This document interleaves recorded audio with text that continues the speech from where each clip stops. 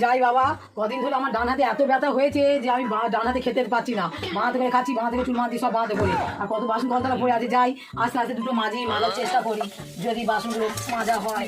এই বাসনগুলো পড়ে আছে, কত বাসন, বাসনগুলো তো মাজতে হবে। এ মাঞ্জু, এ মাঞ্জু। হ্যাঁ, কি হয়েছে? যাচ্ছি মা, দাঁড়াও। তাড়াতাড়ি আয়। হ্যাঁ মা, যাচ্ছি।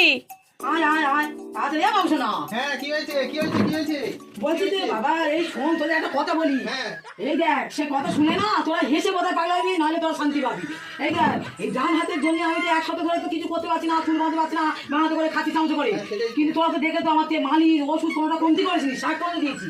বদি তো খালি আমার শাক দিয়েছে, তাতেও আমার হাত কিছু হয়নি।